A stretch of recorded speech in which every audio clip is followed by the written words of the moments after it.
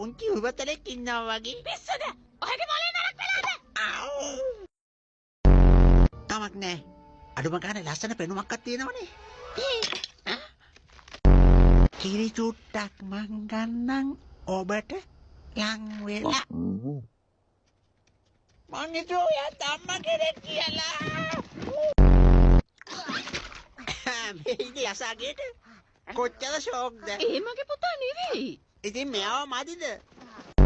විනය ප්‍රශ්නයක්. ඒක විතරක් නෙමෙයි මෙතන තියෙන ගැටලුව. එයාව එළියට දැම්මා. බොහොම හොඳයි. අපි එහෙනම් එයාව සුපිරි තරුවක් කරමු. සතියේ තරුව. මෙයාලා එයාට දෙන්න.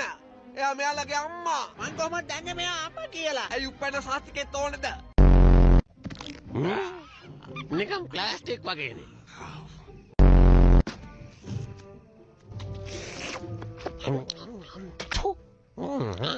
ඩයිනෝසර් අම්මා කෙනෙක් පැටවු 3 දෙනෙක් අරගෙන යනවා. හැබැයි තව මොකද්ද කොළපාට ගුලියකුත් තියෙනවා. ඔය කොළපාට ගුලිය අපේ යාළුවෝ වෙන්න ඇති. හැම දෙයක්ම කිව්වේ සලකුණු වලින්ද? අනේ නෑ විකාරද? මං කලින් මේගොල්ලෝ එනවා දැක්කා. වෙන්නේ නීතිය තමයි.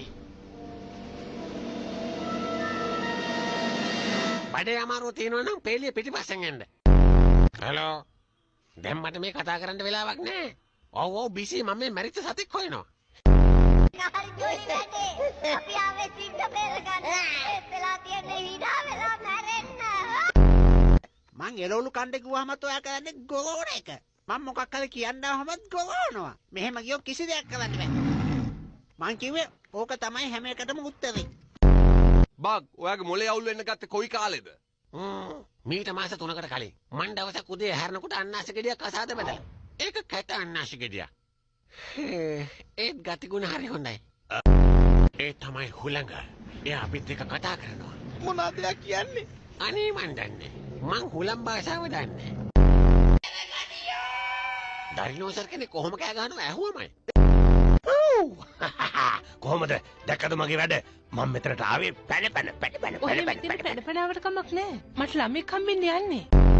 අර එයා අතන ඉන්නවා. එල කිරි. නෑ සීන්. ඒක මන් දන්නවා. එල කිරිනේ. ඉස්සෙල්ලා අපි සීට්ව බේරගෙන ඊට පස්සේ එල කිරි බොමු. අප්පා පුදුම මාළුකටක් නැතිද? මට පවුල කාගේ අමතක වෙලා තිබුණේ. මොකද කියන්නේ? දරු පවුලක් හදාගන්න කැමැත්තක් නෑ.